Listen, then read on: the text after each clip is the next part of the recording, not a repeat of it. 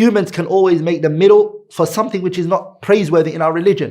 For example, a sister could wear niqab and cover her whole entire body, and another one could be wearing a miniskirt. So a third sister comes and says, you know what, I'm not extreme like this one who's fully covered, who's covering her face, even her eyes, and she's covering everything. And I'm not extreme as the one who's wearing a miniskirt. So what am I? I'm in the middle, I wear trousers. That's what she said. That middle is not what the religion sanctions. So my beloved brothers and sisters, refuting is considered in Islam an obligatory act. And it is actually from one of the greatest obligations in Islam. But it is an obligation on the people of knowledge who have the knowledge and the understanding of the religion.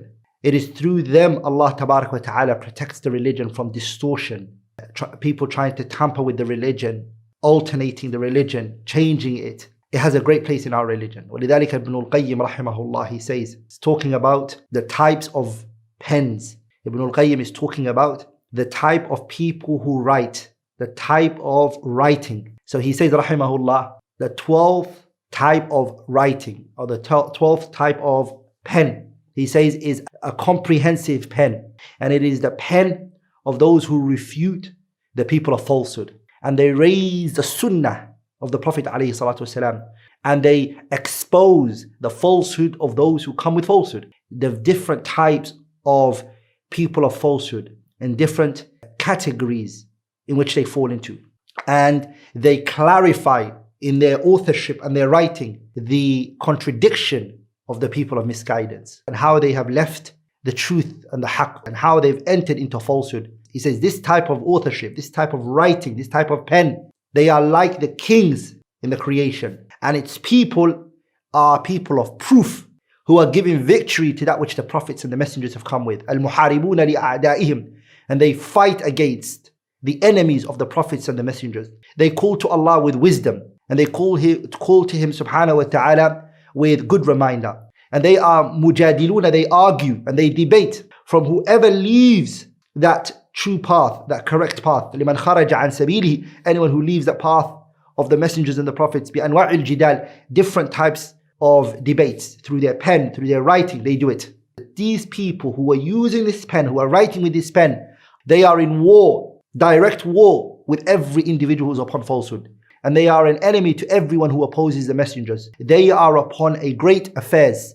And the other people who write and use their pens are in another situation. These people are in their own league, basically, what Ibn al-Qayyim is saying. And this really shows us that the importance of refuting falsehood, exposing the people of falsehood, and how great it is in our religion.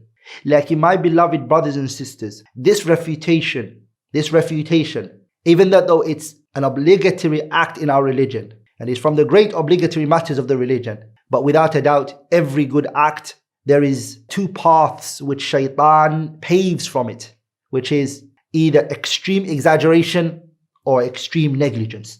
And little, they are in that middle path when it comes to refutation. They don't go in extreme exaggeration, and they don't also go into extreme negligence. And that is what is praiseworthy in our religion.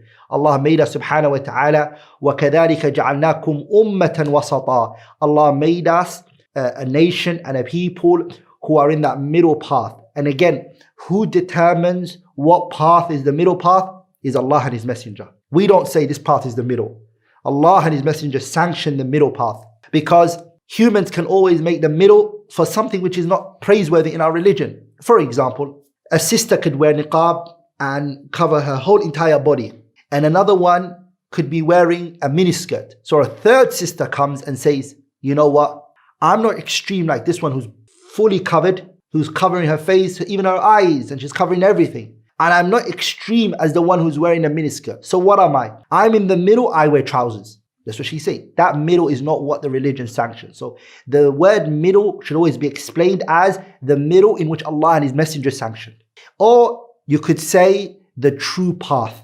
وَكَذَلِكَ جَعَلْنَاكُمْ أُمَّةً وَسَطًا means the path Allah and His Messenger are pleased with. And that is what we want every day in our life, inshallah ta'ala, to be upon that path. So sometimes some people, they go extreme in exaggeration in this good deed of refuting. And some people, they go to extreme negligence in this praiseworthy and good deed. And inshallah ta'ala, I want to read on you a statement by Shaykh al-Islam Ibn Taymiyyah, who clarified the reality of this matter. Ibn Taymiyyah, he says, there could happen some of the people of the Sunnah. What do? They transgress, they exceed their limits. Some people of the Sunnah exceed their limits. They exceed their limits. Sometimes they exceed their limits with one another, with people of the Sunnah. Some of the people of the Sunnah, they go extreme and they exceed their limits and their boundaries with a group of people from the Sunnah. They oppress them, they wrong them. Sometimes that happens. And sometimes they go overboard. They go extreme with who? With a group of people who are falling into a type of innovation. They go overboard in more than that which Allah and His Messenger commanded. Now Ibn Taymiyyah, what he's saying is that some people of the Sunnah might oppress and exceed their limits with another group of the people of the Sunnah. Or they might even go overboard with the people of innovation. And then Ibn Taymiyyah, he says, and that is what the israf that is mentioned, israf is to exceed your limits. That's mentioned in the ayah, Rabbana, our Lord, ighfir lana, forgive us. For what? Dhunubana, our sins. Wa israfana, and our exceeding, us exceeding what? Fi amrina, in our affairs. Allahu Akbar. Then Ibn Taymiyyah goes on to saying, and another group of people, what they do is they fall into another extreme, which is extreme in negligence. They, on the other hand, don't believe anyone should be refuted. Don't refute anyone. Leave the people. Why are you concerned with the people? Ibn Taymiyyah, he says, these people, they fall extreme in negligence, in that which Allah commanded us subhanahu wa ta'ala, in calling to the good and prohibiting the evil. Ibn Taymiyyah then says, look how excellent and spot on is the statement of some of the Salaf who said that Allah never commanded a matter except that what? Shaitan, he paves two paths from it. And he doesn't care whichever of those two he throws you into. What are they? Extremism in exaggeration and also extremism in negligence. Pay attention, it's very important. So, my aim and objective, inshallah ta'ala, is the people who fall into extreme exaggeration in refuting, they go against the manners and the etiquettes that is required. And I'll, inshallah ta'ala, explain that. And the people who don't like this whole concept of refutation and are against it, jumlatan wa tafsila, they also go against the manners of refutation and the good outcome that will come from refutation. They get rid of all of that. They dismiss all of that. And inshallah ta'ala, I will explain that in more details. And remember that, my beloved brothers and sisters, whatever you do, don't go extreme in exaggeration and extreme in negligence. The way that I hope to speak about this issue, inshallah ta'ala, is in 4 more episodes. So inshallah ta'ala, this was the first episode, bi'idhnillah al-kareem, and there are going to come 4 episodes after this. The first topic, inshallah ta'ala, already this was an introduction. The next episode, inshallah ta'ala, I will speak about the importance of refutation. The importance of refutation. And I will speak about at-ta'sil al-shar'i lahu. How there's principles that were set by the Shariah regarding refutation. That will be the first episode, or more like the second episode. This would be the first episode. And then the next episode, inshallah ta'ala, would be the importance of refutation and the principles that the Shariah laid down for refutation.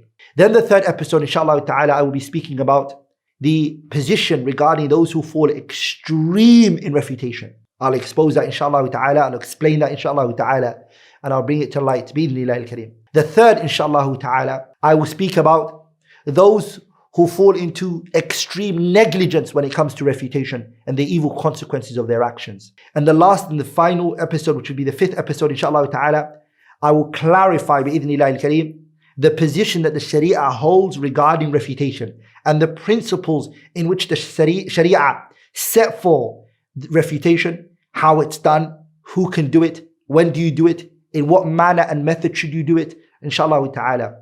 So those are going to be the 5 episodes where I will be speaking about this topic, inshallah ta'ala. Anything which I have said that was wrong or incorrect, my beloved brothers and sisters, is from me and Shaitan, and Allah and His Messenger are both free from it. سبحانك اللهم وبحمده أشهد أن لا إله إلا الله أستغفرك وأتوب إليه.